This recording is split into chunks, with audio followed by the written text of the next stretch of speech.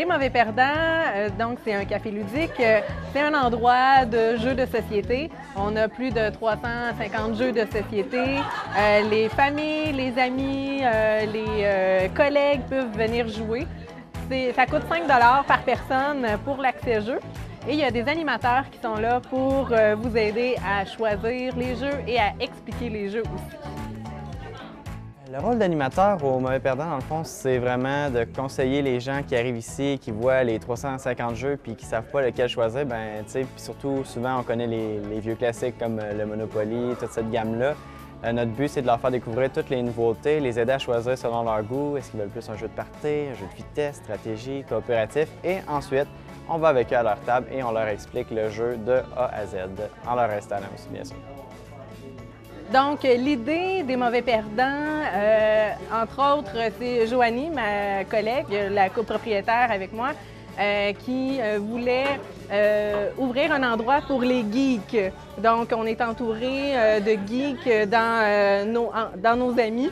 Et donc, on voulait leur offrir un endroit pour relaxer parce qu'on n'est pas vraiment des gens de bar.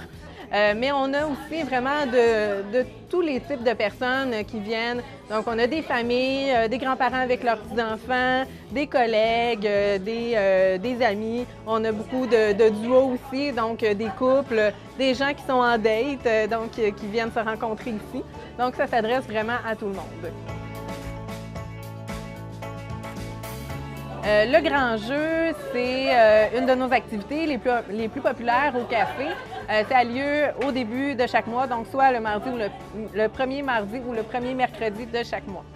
Je suis ici en tant qu'animateur du grand jeu, qui est un quiz mensuel destiné à tous, qui est vraiment fait pour tous, qui c'est fait pour que justement les gens aient pas besoin d'avoir une grosse tête pour pouvoir participer, que ça soit accessible à tout le monde. Grosso modo, c'est surtout basé sur des quiz, des jeux télévisés, comme un peu le Price is Right, la guerre des clans, différents jeux de société que je me suis inspiré pour faire différents types de questions. Fait que c'est tous des jeux qui ont besoin d'une certaine connaissance générale, mais qui sont quand même qui aident un peu les gens en général, dans le sens que je vais vous donner un exemple. Il y a un des jeux qu'on appelle la reconnaissance faciale. Fait que c'est 10 visages, 10 visages sur un thème quelconque. Et dans les 10 visages, j'ai mis en bas de la page 20 réponses. Fait que les 10 visages, les 10 réponses sont dans les 20 réponses, sauf que vous ne savez pas nécessairement c'est lesquelles que c'est. Sauf que moi, c'est que ça donne une chance aux gens qui ne connaissent pas du tout le thème en question de pouvoir tenter d'avoir des réponses sans être sûr d'être dans le champ. C'est des jeux qui sont plus accessibles comme ça. Astérix et Obélix. Alors, c'est tous les personnages de la bande dessinée. Vous avez les réponses en bas, parmi les 20 ou 25 choix disponibles. Au Mauvais Perdant, ce que j'aime le plus, je pense, c'est vraiment l'ambiance. Je trouve ça chaleureux. Le monde vient ici, ils ont l'impression d'être chez eux, ils ne sont pas dépaysés. Pour jouer à des jeux avec du monde que tu aimes, habituellement, il faut que tu aies l'impression d'être dans tes affaires, d'être bien. Puis je pense que les gens qui viennent ici ont ce feeling-là, puis c'est pas pour rien qu'on a des clients récurrents, ils se sentent comme chez eux. Je pense que c'est ça.